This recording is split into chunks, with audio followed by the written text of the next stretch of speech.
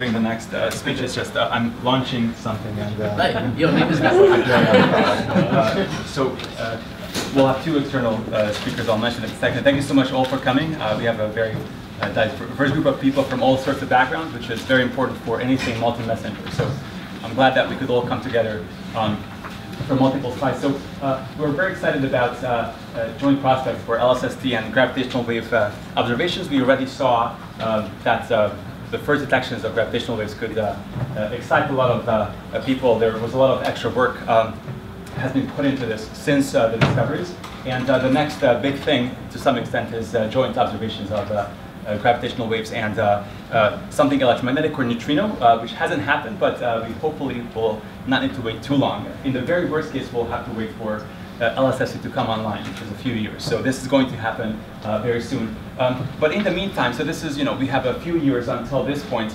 And in the meantime, it's not necessarily clear how we can optimize the science. And so the point of what we wanted with this workshop is to make sure that we are on the right track, to make sure that we understand what we have to do to get ready for the start of LSST with respect to what we need to do to maximize science with respect to gravitational wave sources.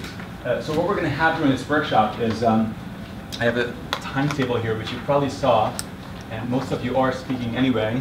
But basically, the goal was to really, okay, it's going to be impossible to see, to go through what elements go into these multi-messenger searches. So we're going to start with a little bit of the sources, the background, the astrophysics, what we're actually looking at, what the science is that we can get out of these joint observations. We're going to talk about what comes in from the LIGO side, what LIGO or gravitational wave observatories will provide for these joint search, and then we'll finish up with what LSST can do, what will be done from the LSST side. And so again, the goal for the end of this workshop, hopefully, is that we understand the steps that need to be taken and that we start the discussion. It's also a very broad field where a lot of groups are involved, and to get the discussion started, I think, is very important at this point, because we're not just working on this independently, but we want to have a community that is organizing itself. So that's our goal with the workshop. Hopefully it's going to work. And again, at the very end, we're going to have a discussion on